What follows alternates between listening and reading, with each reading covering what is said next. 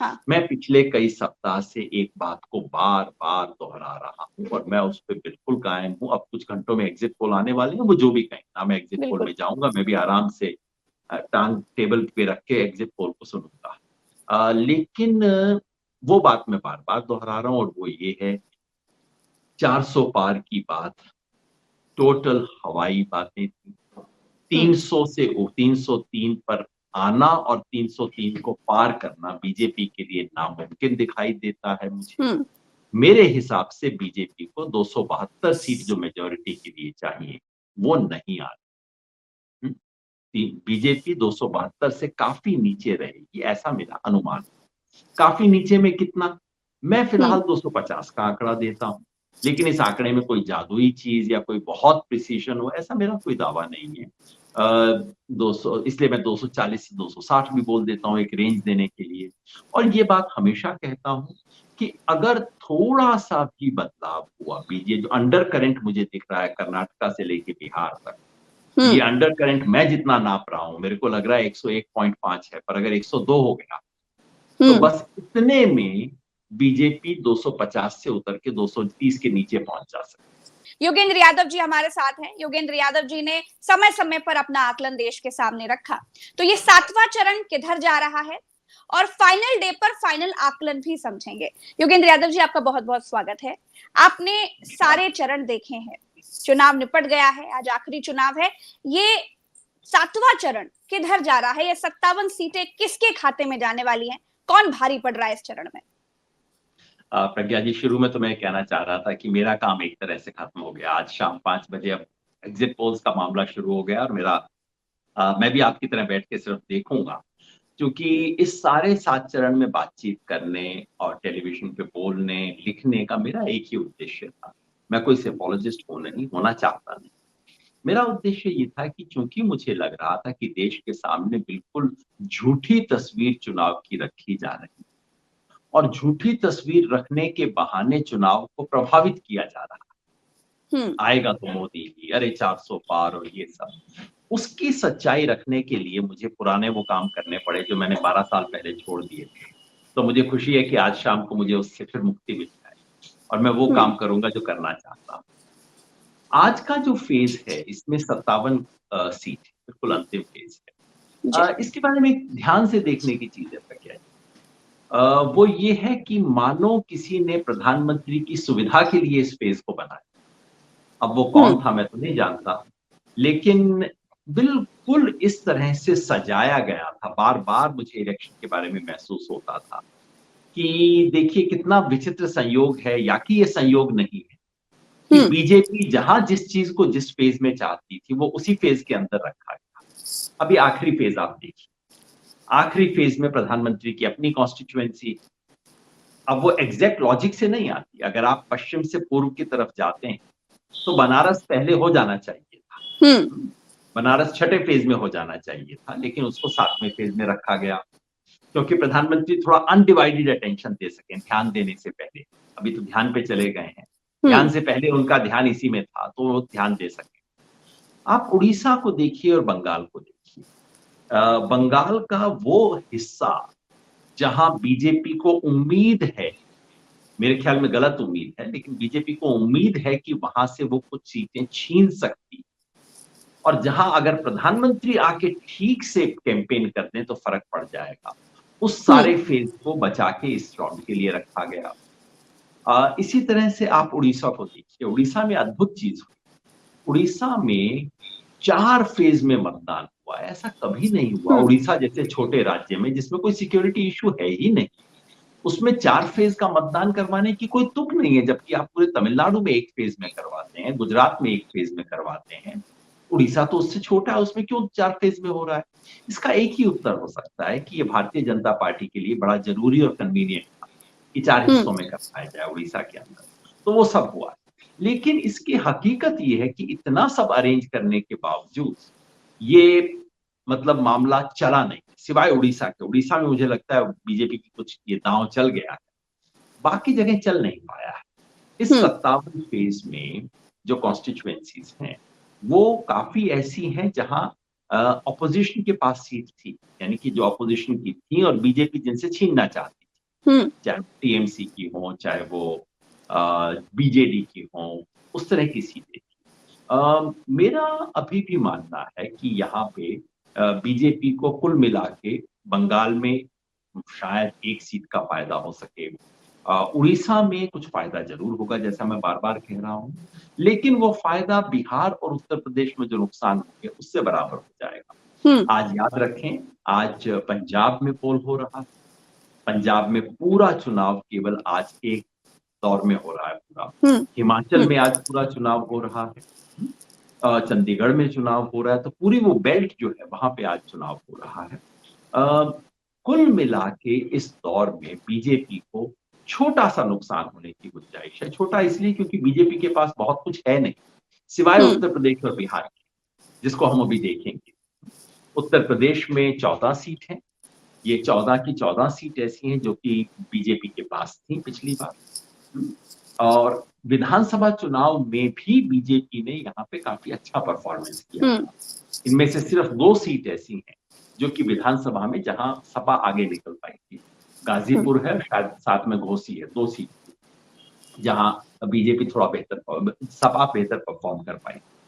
लेकिन अभी जो ग्राउंड से खबर आ रही, अभी का मतलब आज सुबह की बात मैं नहीं कह रहा, उसकी खबर मेरे पास नहीं है, लेकिन जो पिछले कुछ हफ्तों से खबर आई है, उसके हिसाब से यहाँ पे समाजवादी पार्टी काफी कुछ रिकवर कर सकती। खबर यहाँ तक है कि स्वयं प्रधानमंत्री की कॉन्स्टिट्यूएंसी में उनका मार्जिन कम हो सकता है। देखिए, उनके हार जाने की बात तो शायद तर्कसंगत नहीं होगी आज की स्थिति में जो आप देखते हैं, लेकिन मार्जिन जो पहले बीजेपी सोच रही थी कि बढ़ा के कुछ 10 लाख करने का एक बार टारगेट किया था, और मुझे लगा इसीलिए कैंडिडेट को नॉमिनेशन फाइल नहीं करने दे रहे थे कि अगर तुम ऐसे मतलब अश्वमेध यज्ञ में तुम विघ्न क्यों डाल रहे हो। लेकिन वहां भी मार्जिन कम होने की संभावना है, और अगर बनारस में मार्जिन कम होता है तो आप सोच सकती हैं बाकी उत्तर प्रदेश में क्या होगा। तो ये इलाका है जहां बीजेपी को कुछ फायदा, समाजवादी पार्टी को कुछ फायदा होने की गुंजाइश है। बिहार की जो कॉन्स्टिट्यूएंसीज हो रही हैं, ये बिल्कुल उत्तर प्रदेश से सटा हुआ इलाका है जी। ये है भोजपुर का इलाका, गंगा से नीचे का, जिसे पहले मध्य बिहार कहा जाता था, अब दक्षिण बिहार से कहा जाता है। ये भोजपुर का इलाका है। इस इलाके में भी पिछली बार एनडीए को सारी की सारी सीट, लेकिन यहाँ काफी गंभीर चैलेंज है।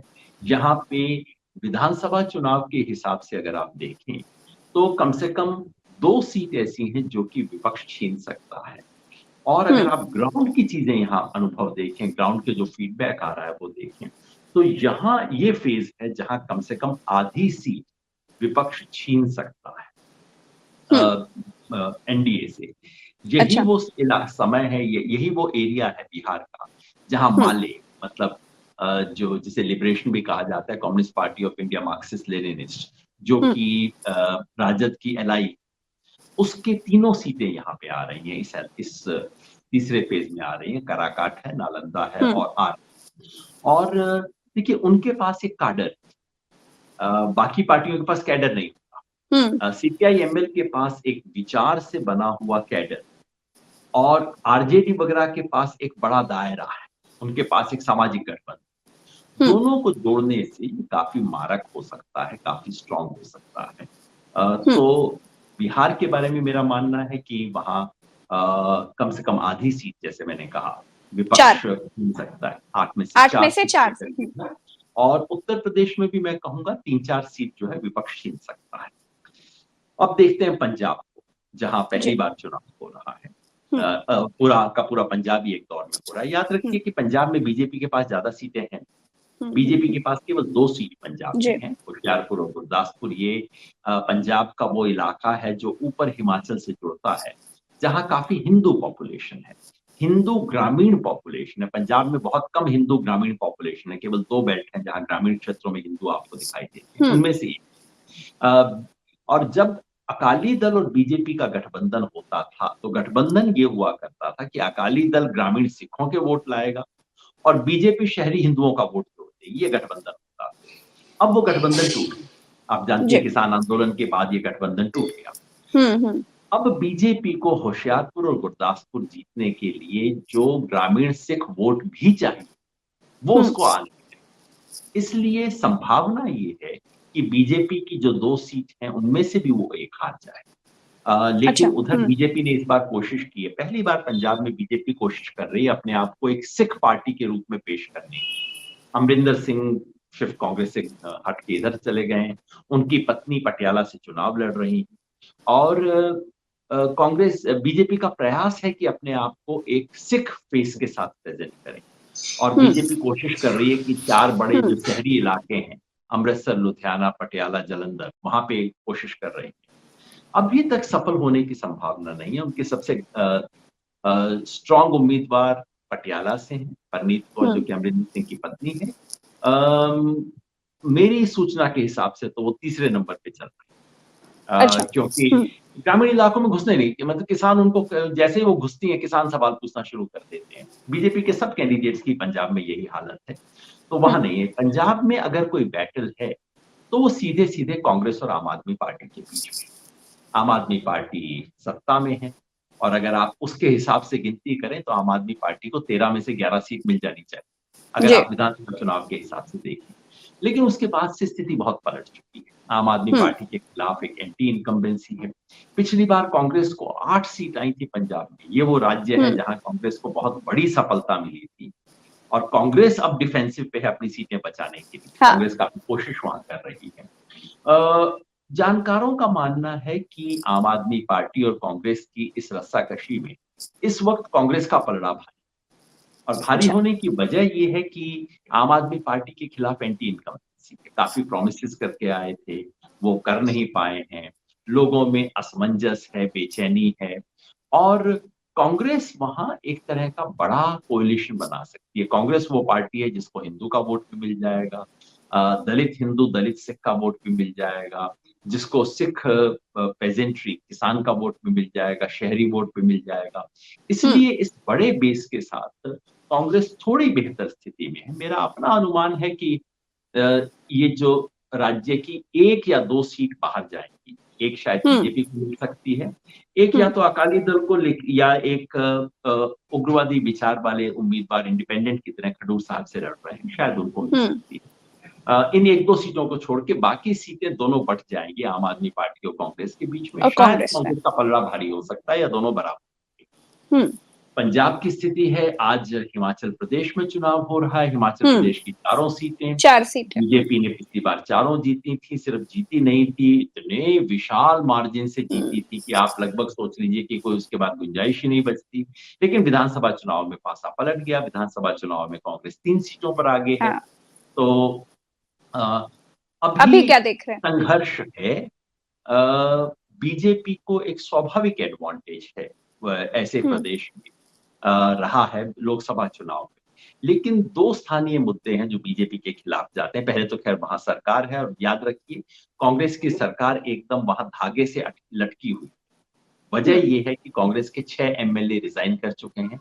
इंसिडेंटली आज उन 6 का विधानसभा चुनाव भी है, उपचुनाव, जो जी। बहुत इंपॉर्टेंट है।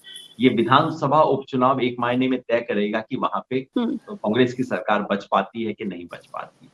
हम्म। अ, बीच 2 स्थानीय मुद्दे इसके अलावा और हैं। एक तो सेब उत्पादकों की समस्या है वहां। वहां अडानी जी ने पहली बार कुछ अपना हाथ मारना शुरू किया है और किसानों को लगता है कि उन्हें अपनी फसल का दाम नहीं मिल रहा। उसका कारण सरकार की व्यापार नीति भी है। और दूसरा मुद्दा इस इलाके में अग्निवीर का है। अग्निवीर हम्म। क्योंकि हिमाचल में बहुत आर्मी रिक्रूटमेंट होता है और अग्निवीर के हम्म। खिलाफ लोगों में रिजेंटमेंट है। तो ये सब देखते हुए और पुराना ट्रैक रिकॉर्ड देखते हुए कांग्रेस 1 या 2 सीट ले ले तो उसे कांग्रेस के लिए संतोषजनक माना जाना चाहिए। मतलब और हम्म। इम्पोर्टेंट बात यह है कि 6 उपचुनाव जो हैं, इनमें से अगर 2-3 लोगों को हरा दे, ये जीते हुए उम्मीदवार हैं, जिनको अब बीजेपी की बैकिंग है, तो कांग्रेस के लिए कठिन है ऐसे हम्म। अपने ही उम्मीदवारों से मुकाबला करना। अरे पुराना ऑपरेशन कमल स्ट्रेटजी है बीजेपी का। जी। लेकिन यहाँ पे एक गुंजाइश बनती है, अगर कांग्रेस 2 सीट में भी हरा देती तो फिर दावा हो जाता है कि देखिए ये आप ऐसे झूठे लोगों को जनता पसंद नहीं करती। हम्म। तो मंडी चंडीगढ़ में मंडी आज से कंगना हार रही है कि फाइट में है। बंटी दिक्कत क्या होती है, फिल्म स्टार अब आ जाते हैं तो उससे एक वो कॉन्टेस्ट बहुत नोन हो जाता है। जरूरी नहीं कि वो कॉन्टेस्ट सबसे महत्वपूर्ण कॉन्टेस्ट हो। वो एक अच्छा कॉन्टेस्ट है क्योंकि कांग्रेस ने उनके खिलाफ जो उम्मीदवार खड़े किए हैं, वो वीरभद्र सिंह जो क्या है हिमाचल के कई बार शायद 6 बार मुख्यमंत्री रहे, जी। उनके सुपुत्र हैं। के बेटे। कड़ा मुकाबला है और आज की तारीख में लोग कहते हैं कांग्रेस का पलड़ा भारी है। आज ही चंडीगढ़ में भी हो रहा है कॉन्टेस्ट। चंडीगढ़ की हाँ। एकमात्र सीट जो है वहां पे वहां मनीष तिवारी जो कि कांग्रेस के एमपी पंजाब से हुआ करते थे, वो शिफ्ट करके इधर चंडीगढ़ में आए हैं।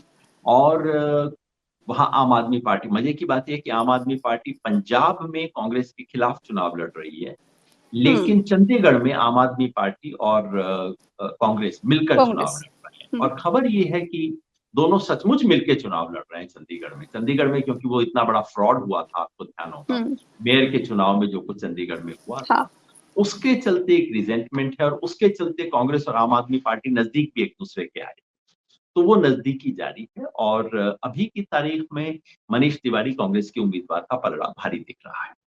तो मतलब अगर आप कुल मिला के देखें, सॉरी मैंने आपको अभी पूर्व के बारे में झारखंड। हाँ जी, झारखंड की केवल झारखंड 3 बचा है। सीट हैं। तीनों सीटें आदिवासी इलाके से हैं और आदिवासी इलाके में बीजेपी का वैसे पलड़ा भारी रहा है, लेकिन यहाँ अभी की एक्सपेक्टेशन है कि कम से कम एक सीट झारखंड मुक्ति मोर्चा बीजेपी से खींच लेगा। उधर केवल 3 सीट जा रही हैं आज झारखंड के अंदर, खत्म हो रहा है। बंगाल में 9 सीट पे चुनाव हो रहा है। ये 9 सीटें सब हैं जो कि कलकत्ता और के आसपास की इलाका है। अब बीजेपी की इस पे निगाह बहुत ज्यादा समय से है। बीजेपी को रहता है कि जहां शहरी वोटर है कहीं वहां तो हमारा मामला जरूर चलेगा। लेकिन याद रखिए कलकत्ता वो शहर है जहां से ममता बनर्जी ने अपनी राजनीतिक यात्रा शुरू की। ममता बनर्जी कलकत्ता की राजनीति करती, केवल मतलब बंगाल की मुख्यमंत्री आज हैं, कलकत्ता की सड़कों पे राजनीति करके ममता बनर्जी ने 30 साल तक अपनी धाक बनाई। इसलिए ममता बनर्जी को उनके घर के ग्राउंड में हिलाना बहुत कठिन काम है। अगर बीजेपी को इन 9 में से एक आधी सीट मिल गई, देखिए विधानसभा चुनाव में भी यहाँ की शायद यहाँ 63 सीट है, इन 9 कॉन्स्टिट्यूएंसी में 63 विधानसभा क्षेत्र हैं और उनमें से 62 में टीएमसी जीती है। मतलब ये स्थिति, इतना डोमिनेंस है यहाँ टीएमसी का। तो अगर बीजेपी एक सीट निकाल ले यहाँ इन 9 में से तो वो संतुष्ट होगी, 2 सीट निकाल ले तो बल्ले बल्ले हो जाएगी। मतलब यही स्थिति है, इससे अधिक कुछ बात नहीं है। बच गया उड़ीसा। उड़ीसा का कोस्ट का उत्तरी इलाका अभी कर रहा है। यहाँ पिछली बार 6 में से 6 सीटों पे आज मतदान है। पिछली बार 6 में से 2 सीटों पे ऑपोजिशन यानी कि उस वक्त ऑपोजिशन जो बीजेपी थी वो जीती थी। बीजेपी की कोशिश है कि इसको ज्यादा बढ़ाए, वो संभावना भी अभी तक जितनी भी रिपोर्ट आ रही है वो यही दिखा रही है कि हर दौर में बीजेपी को कुछ गेन्स हुए हैं उड़ीसा के। वो गेन्स ऐसे नहीं है जिससे आप पूरे देश भर पे असर डाल सकें, लेकिन यहाँ गेन्स हैं और ऐसा लगता है कि इन 6 में से बीजेपी 2-1 सीट का, और 2 सीट ऑलरेडी है, 1-2 सीट का गेन और इसके ऊपर कर सकती है, ये संभावना दिखाई देती है। तो अगर ओवरऑल बात करें 57 में, तो 57 में कितनी आप देख रहे हैं 7वें चरण की एनडीए के पास 57 में से 30 थी। 30। और इस बार जैसे मैंने कहा उनकी समझिए 2-3 सीट बंगाल और उड़ीसा में बढ़ जाएंगी और 5-6 सीट घट जाएंगी बिहार में, उत्तर प्रदेश में और एक आधी शायद पंजाब में और हिमाचल में। तो कुल मिला के बीजेपी को कोई 4-5 सीट का नुकसान हो सकता है। अच्छा, कितने स्टेट्स में आप देख रहे हैं जहां पर बीजेपी को सबसे ज्यादा डेंट लग रहा है ओवरऑल देखिए बड़ा साधारण है। इस इलेक्शन का बाकी आंकड़े पे तो आज शाम एग्जिट पोल आ ही जाएगा। लेकिन इस इलेक्शन की मोटी तस्वीर बहुत साधारण है और सरल है। देश को 2 हिस्सों में बांट लीजिए सोचने के। केरला से शुरू होइए, केरला से आप बंगाल तक तट पे चलते चलते आ जाइए और उसके बाद नॉर्थ ईस्ट पे चले जाइए। ये पूरा इलाका है जहां बीजेपी को कोई खास नुकसान नहीं होगा। कुछ राज्यों में वोट बढ़ेगा, सीट नहीं बढ़ेगी। कुछ राज्यों में वोट और सीट दोनों बढ़ेगी। कितनी बढ़ेंगी इसके बारे में विवाद है, मेरा मानना है कि कुल मिला के बीजेपी को 14-15 सीट का फायदा होगा इन सब में मिला के। वोट बढ़ सकते हैं, सीट इतने नहीं बढ़ेंगे। बाकी देश को आप एक दूसरा इलाका मान लीजिए, वो कर्नाटका से शुरू होता है। यहाँ के सब क्षेत्रों में, सब राज्यों में बीजेपी को नुकसान ही नुकसान है। नफा होने की तो कोई गुंजाइश हो ही नहीं सकती। पहले उत्तर प्रदेश के बारे में दावा था कि उत्तर प्रदेश में नफा हो जाएगा, 62 से बढ़ के ऊपर बढ़ेंगे। अब तक मेरे ख्याल में, आप तो लखनऊ में हैं, अब तक तो इसकी हवा निकल चुकी होगी। अब तक ऐसे दावे तो, मतलब हवाई दावों की भी कोई सीमा होती है ना, तो इस तरह के दावे तो अब कोई कर नहीं रहा। आप सिर्फ ये देख रहे हैं 62, बीजेपी वाले अब दावा ये करेंगे कि 62 हम रिटेन कर लेंगे, 60 रहेंगे इत्यादि, है ना। लेकिन वो प्रदर्शन दोहरा नहीं रहे हैं, बिल्कुल नहीं दोहरा रहे। वो तो अब बीजेपी वाले भी मान गए कि वैसा कुछ नहीं। तो कर्नाटका से लेके, कर्नाटका महाराष्ट्र से आप शुरू कीजिए, कर्नाटका महाराष्ट्र, गुजरात, राजस्थान, हरियाणा, दिल्ली, इधर उत्तर प्रदेश, मध्य प्रदेश, उत्तराखंड, हिमाचल और बिहार और झारखंड, ये जो पूरा इलाका है, इसके हर राज्य में बीजेपी को वोट का नुकसान है और सीट का भी नुकसान है। कितना, उसके बारे में विवाद है। कुछ लोग कहते हैं थोड़ा नुकसान होगा, मुझे लगता है कम से कम 60-70 सीट का नुकसान तो इन राज्यों में है ही है। कुछ साथी कहते हैं कि नहीं, 100 से ज्यादा का नुकसान भी हो सकता है। वो हो सकता है, 100 का नुकसान भी हो सकता है, क्योंकि दिक्कत होती है कि जब एक बार आप उस स्लाइड के ऊपर रपटने लगते हैं तो कहां जाके रुकेंगे इसका कोई भरोसा नहीं है। वो बात सही है, लेकिन मैं इन चीजों में कंजर्वेटिव रहता हूं। तो मेरा मानना है कि उत्तर प्रदेश बीजेपी को बाकी सब जगह 15 सीट का भले ही फायदा हो जाए, लेकिन यहां उसको सीधे 65-70 का नुकसान हो जाएगा। तो कुल मिला के बीजेपी 55 के घाटे में रहेगी। कहां सबसे बड़ा नुकसान होगा? कर्नाटका। कर्नाटका में 10 से 15 के बीच में कुछ भी नुकसान बीजेपी को सीधा हो सकता है। महाराष्ट्र, बीजेपी को 5-1 सीट का नुकसान है, लेकिन बीजेपी के सहयोगियों को 10-15 सीट का और नुकसान होगा। कुल मिला के महाराष्ट्र में बीजेपी को 20 सीट का नुकसान देख रहा हूं, बीजेपी और सहयोगियों को मिला के, एनडीए। राजस्थान और गुजरात में मिला के मैंने कहा है कि 10 सीट का नुकसान है सीधे बीजेपी को, क्योंकि वहां सहयोगी का कोई चक्कर ही नहीं। हरियाणा, दिल्ली, उसमें आप पंजाब, हिमाचल, ये सब जोड़ दीजिए, यहां पे भी बीजेपी को सीधा 10 सीट का नुकसान है। हरियाणा में, दिल्ली भी मैंने जोड़ दिया, उधर पंजाब, हिमाचल और ऊपर तक हम चले गए, 10 सीट का यहाँ नुकसान हो गया। उत्तर प्रदेश में कम से कम 10 सीट का नुकसान है, 15 की तरफ इस वक्त मैं सोच रहा हूं, और अगर 15 से ज्यादा हो जाए तो चौंकिएगा मत। अच्छा, क्योंकि एक बार जब ये स्लाइड पे आती है, एक बार सीटें गिरने लगती हैं, फिर कोई हिसाब नहीं बचता कितनी सीटें, मतलब बीजेपी को 50 सीट आएंगी या 40 आएंगी उत्तर प्रदेश में। इन दोनों के बीच में मुश्किल से 1.5-2% का फासला है, और कम से कम मेरे पास तो इतना बारीक थर्मोमीटर नहीं है कि मैं बता सकूं कि वो 1.5 इस तरफ है कि 1.5 उस तरफ, पता नहीं, मैं तो एक मोटा कयास लगा रहा हूँ। इतना जरूर बता सकता हूँ कि नीचे उतर रहे हैं, और नीचे उतर रहे हैं तो बहुत गिर सकती है पीछे। तो कम से कम, तो क्या भरपाई हो सकती है? वही मैं कह रहा हूँ, भरपाई कहां से होगी, मैं वही आपको नहीं, क्योंकि कहा जा रहा है, क्योंकि अगर हमको इन स्टेट्स में नुकसान हो रहा है तो बाकी उड़ीसा हो गया, तमिलनाडु हो गई, ये कुछ जगह है जहां पर हम भरपाई कर सकते हैं। तो क्या भरपाई वाले राज्य मैंने बताया ना प्रज्ञा जी, मैंने तो इनके नफे का नुकसान पहले बता दिया आपको। नफा कहाँ है? नफा है कुल मिला के केरला से लेके बंगाल तक, और मेरे विचार से नफा कुल मिला के 14-15 सीट का है। बंगाल में मैं सीटों का फायदा नहीं देखता बीजेपी, क्योंकि बीजेपी को कुछ इलाकों में जो 1-2 सीट मिलेंगी, जैसे आज वाले कलकत्ता में एक आधी मिल सकती है। तो बीजेपी ने पिछली बार जहां आशातीत सफलता प्राप्त की थी, पुरुलिया के नजदीक का जो इलाका है और उत्तर बंगाल, वहां 2-1 सीटों का नुकसान हो जाएगा, तो कुल मिला के लगभग बराबर पहुंच जाएगी बीजेपी।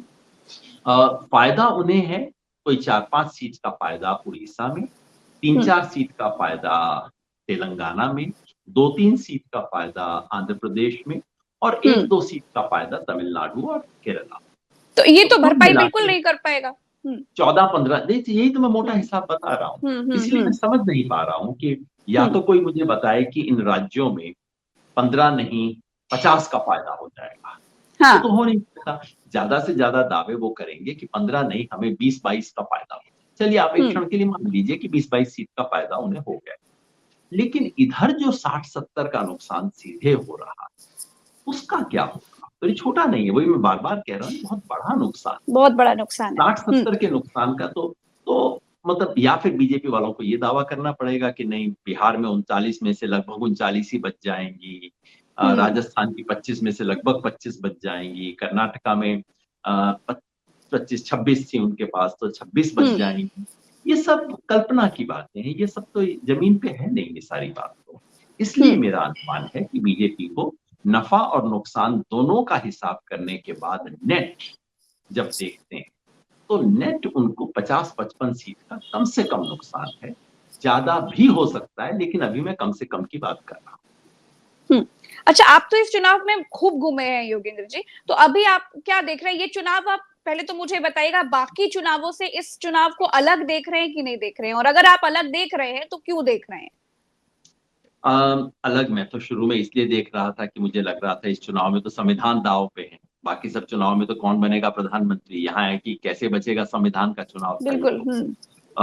अलग इस मायने में भी था कि चुनाव आयोग ने जिस बेशर्मी से काम किया है, मतलब एक तरह से मिट्टी में मिला दी चुनाव आयोग के इन 3 सज्जनों ने मिलके हिंदुस्तान की इज्जत, हिंदुस्तान के चुनाव आयोग की इज्जत, हिंदुस्तान की जो निष्पक्ष चुनाव करने की पूरी दुनिया में साख थी, उसको इन 3 लोगों ने मिलके मिट्टी में मिला दिया है। तो इस मायने में पिछले वाले बहुत दूध के दूल्हे नहीं थे, वो भी कुछ गड़बड़ कर रहे थे, लेकिन इतनी बेशर्मी से नहीं कर रहे थे जैसा इन लोगों ने मिलके किया है। इस मायने में विशिष्ट है।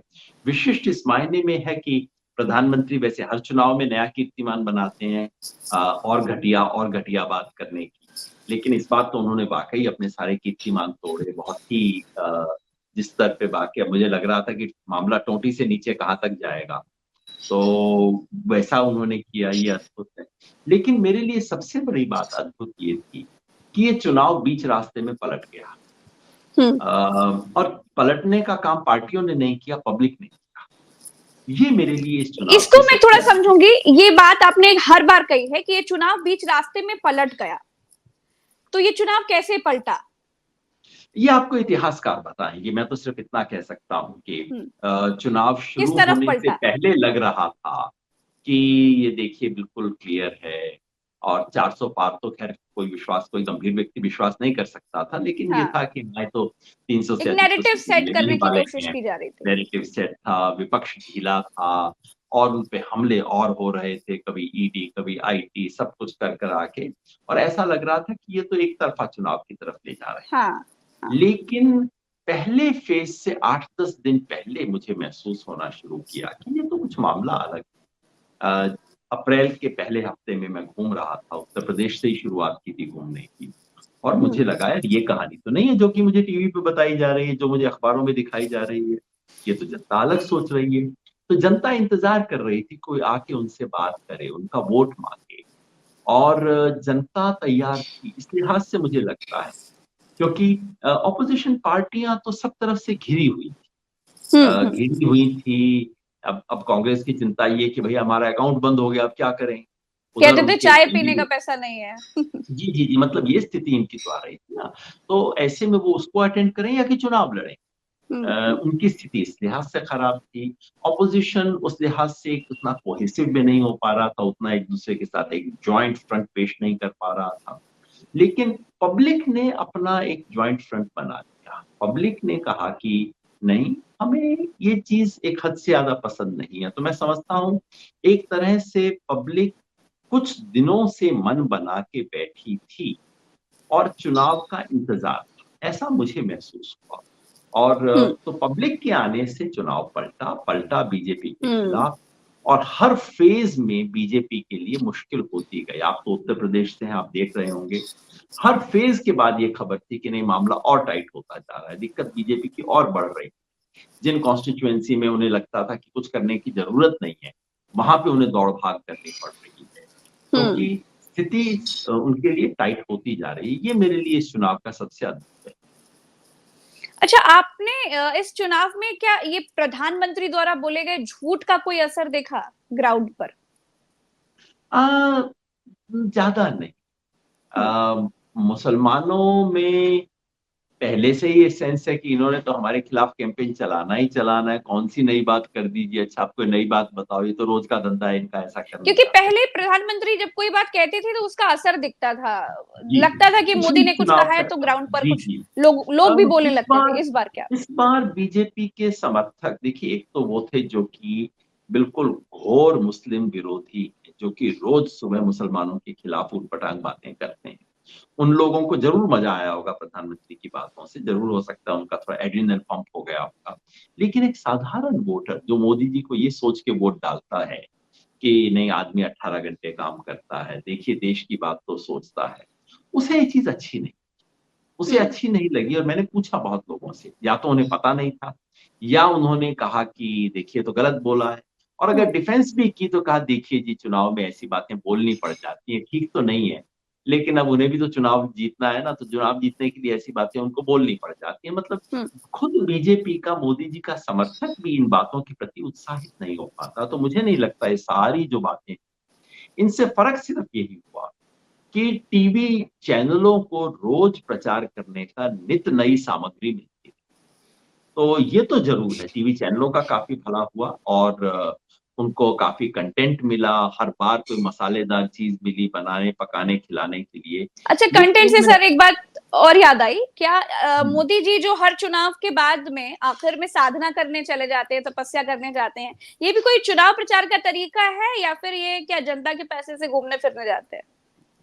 नहीं, नहीं, नहीं, घूमने-फिरने नहीं जाते। देखिए, मोदी जी को इतना आपको कहना चाहिए कि हम्म। वो एकदम उनका पूरा ध्यान केवल और केवल चुनाव पे रहता है, तो बहुत हम्म। अद्भुत ध्यानी आदमी है। हमारे मित्र राजीव ध्यानी जी ने इसके बारे में, कल आपके लखनऊ के ही हैं, उन्होंने इसके हम्म। बारे में एक वीडियो जारी किया, सच्चा ध्यानी, झूठा ध्यानी। राजीव ध्यानी जी का नाम भी ध्यानी है, तो उन्होंने बताया कि ध्यानी की क्या एक पहचान होनी चाहिए, हम्म। और हमारी परंपरा में ध्यान का क्या महत्व है। और कहा गया है कि जब ध्यान करो, हम्म। जब चर्चा करो तो चर्चा ऐसी करो जिसमें अधिक से अधिक लोग शामिल हों। जब ज्ञान की बात हो तो केवल 2 लोगों के बीच में, और जब ध्यान की बात हो तो तुम्हारे सिवा कोई किसी को पता भी ना हो। अब कल मैं हम्म। देख रहा था कि शायद 9 कैमरा एंगल उनके उसमें। अब 9 कैमरा एंगल लगा के कौन ध्यान की बात करता है दुनिया के, पहली बार मैं तो सुन रहा हूँ। वैसे अपनी माताजी से भी मिलने जाते तो 6 कैमरा लेके जाते। अब माँ माँ से मिलते वक़्त 6 तो ध्यान एकांत में तो 9 लगाने ही पड़ेंगे। तो हम्म। इसमें तो कोई शक नहीं है कि सीधे-सीधे चुनाव प्रचार, और चुनाव आयोग को ज़ाहिर है इस चीज़ों के प्रचार पे ध्यान बिल्कुल करें मोदी जी, एकदम उनका पूरा अधिकार है। और मैं तो चाहता हूँ कि अगले 10 वर्ष तक वो ध्यान करें, क्योंकि 10 वर्ष उन्होंने देश की इतनी सेवा की है, 18 घंटे काम किया है, ऐसी बात मैं सुनता हूँ। तो अब उन्हें 10 साल का आराम मिलना चाहिए, ध्यान के लिए बहुत समय मिलना चाहिए, मैं खुद चाहता हूँ। लेकिन उसको टीवी दिन-रात दिखाए, इसका कोई मतलब नहीं है, और वो खास हम्म। तौर पे उस समय पे, जबकि वो समय है जबकि प्रचार बंद है। तो यस। मतलब मोदी जी हम्म। की स्पीच नहीं दिखा सकते, तो अब आप मोदी जी की शक्ल दिखाओगे, उनको गेरुआ वस्त्र पहने हुए, पोज़ देते हुए हम्म। दिखाओगे। ये सब तो किसी भी तरह से स्वीकार्य नहीं हो सकता इस देश में। मगर ये चीज़ें हो रही हैं, और मैं ये इसलिए कहता हूँ कि चुनाव आयोग की जो अव्वल दर्जे की बेशर्मी रही है इसमें, उनमें इन्हीं चीज़ों को मैं गिनता हूँ। हालाँकि पिछली बार भी यह प्रपंच उन्होंने किया था। हाँ। मगर अब क्या है, अब मैं ये देखता हूँ, लोग इन चीज़ों को देखते हैं, मुस्कुरा देते हैं, आगे चल देते हैं। हम्म। वो फ़र्क नहीं पड़ता, क्योंकि इसका जादू का यही होता है कि आप स्टेज पे जादूगर आपको कुछ दिखा रहा है, आप मुँह में उँगली डाल के देखे जा रहे हैं।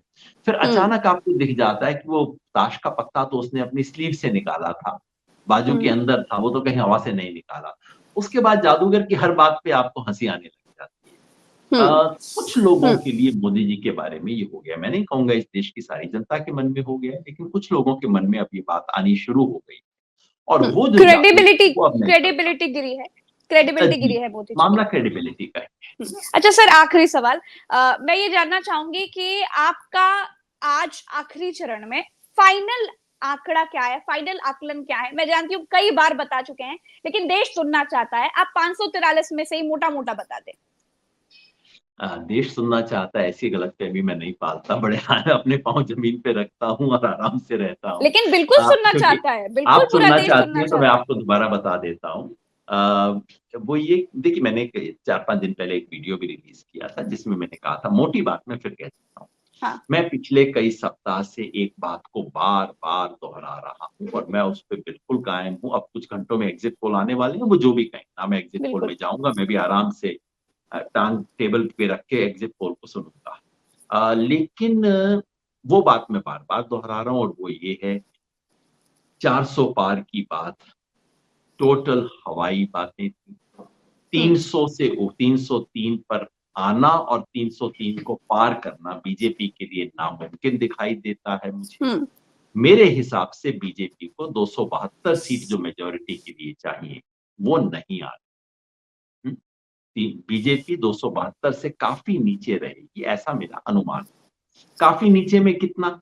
मैं हम्म फिलहाल 250 का आंकड़ा देता हूँ, लेकिन इस आंकड़े में कोई जादुई चीज़ या कोई बहुत प्रिसिशन हो, ऐसा मेरा कोई दावा नहीं है। 200, इसलिए मैं 240 से 260 भी बोल देता हूँ एक रेंज देने के लिए। और ये बात हमेशा कहता हूँ कि अगर थोड़ा-सा भी बदलाव हुआ, ये जो अंडर करंट मुझे दिख रहा है कर्नाटका से लेके बिहार तक, ये हम्म अंडर करंट मैं जितना नाप रहा हूँ, मेरे को लग रहा है 101.5 है, पर अगर 102 हो गया, तो हम्म बस इतने में बीजेपी 250 से उतर के 230 के नीचे पहुँच जा सकती है। अच्छा। तो ऐसी ढलान पे है जहाँ काफ़ी नुकसान हो सकता है, लेकिन फिलहाल मैं अपने आप को 250 के आंकड़े तक सीमित रखूँगा, ये कहते हुए कि हम्म उससे नीचे ढलान हो सकती है। अगर 250 पर बीजेपी अटक जाती है तो एनडीए के साथ बनाई गई नई सरकार में क्या मोदी उतने मजबूत हो पाएंगे, योगेंद्र सर? आगे की बात है, जब आ जाएगा परिणाम तब कहेंगे। मेरे लिए महत्वपूर्ण ये नहीं है कि मोदी मजबूत हो, ना हो, और मेरा इस हम्म चुनाव में वो इंटरेस्ट है नहीं। कौन बनेगा प्रधानमंत्री के लिए सारे टीवी चैनल चलाते हैं, मुझे रत्ती भर हम्म इसमें इंटरेस्ट नहीं है। मेरे लिए महत्वपूर्ण चीज़ ये है कि जो भी सरकार सत्ता में आए, क्या वो इस देश के संविधान से खिलवाड़ करने की क्षमता रखेगी? मुझे लगता है वो नहीं हो पाएगा। अब जो जो आ जाए लेकिन सत्ता, लेकिन सर मोदी जी ने कहा है कि 4 जून के बाद बहुत बड़ा भूचाल आएगा, तो क्या ये भूचाल संविधान के ऊपर ही आने वाला है? क्या संविधान पता नहीं बदलने क्या वाला है? भूचाल आएगा, वो तो बातें बोलने के माहिर हैं, कुछ भी कह सकते हैं। लेकिन मेरे विचार से अब किसी पार्टी की, कल को अगर बीजेपी की सरकार भी बनती है, अब उनकी हिम्मत नहीं होगी संविधान से खिलवाड़ करने की, मेरे लिए ये महत्वपूर्ण है। दूसरा, जी। अगर बीजेपी की 300 से 1 सीट भी कम आ जाती, तो एक तरह से जो नैतिक हार हो जाती है उनकी, इसलिए कि आपने 400 पार से शुरू की थी। देखिए, चुनावी हार-जीत का फैसला केवल आंकड़े से नहीं होता। चुनावी हार-जीत का हम्म फैसला संदर्भ से होता है। जब 2014 में 3 दशक तक इस देश में, 2 दशक तक इस देश में किसी पार्टी को मेजॉरिटी नहीं मिली। फिर बीजेपी 282 सीट लेके आती है, तो लगता है कि अभूतपूर्व, असाधारण, ऐतिहासिक सफलता मिली, जो हम्म थी नहीं ऐतिहासिक। उससे हम्म पहले कांग्रेस को बड़ी आराम से ऐसी ज़्यादा सीटें मिला हम्म करती थी। लेकिन संदर्भ में वो बहुत ही ऐतिहासिक बन गई थी वो बात, है ना? हम्म इसीलिए आज के संदर्भ में अगर सारा प्रचार तंत्र इनके साथ, मीडिया इनके पास, पैसा इनके पास, इलेक्शन कमीशन इनकी सेवा में हाजिर, उसके बाद अगर बीजेपी 300 सीट हासिल नहीं करती है, तो वो हम्म नैतिक हार होगी। अगर बीजेपी 272 से नीचे चली जाती, जो मेरे हिसाब से होगा, तो ये बीजेपी की राजनैतिक हार है। ये माना जाएगा कि चुनाव में हार गए। अब सरकार जोड़-तोड़ करके आप बना रहे हैं, लेकिन चुनाव आप हार गए। हम्म और अगर बीजेपी 250 के नीचे चली जाए, जो संभव है मेरे हिसाब से, तो इसे प्रधानमंत्री की व्यक्तिगत हार के रूप में देखा जाएगा और तब बीजेपी में घमासान शुरू हो सकता है। जी, बहुत-बहुत शुक्रिया योगेंद्र सर, आपने समय दिया। आज आपका बहुत व्यस्ततम शेड्यूल होगा, उसके बावजूद आपने दर्शकों के लिए समय निकाला, उसके लिए आपका बहुत-बहुत आभार। आज व्यस्तम नहीं है, बस जैसे मैंने कहा, मेरा काम पूरा हो गया। आज बिल्कुल आराम से बैठ के शाम को एग्ज़िट पोल देखूँगा। बहुत-बहुत शुक्रिया। और 4 जून को आपका इंतज़ार रहेगा सर। शुक्रिया। नमस्कार।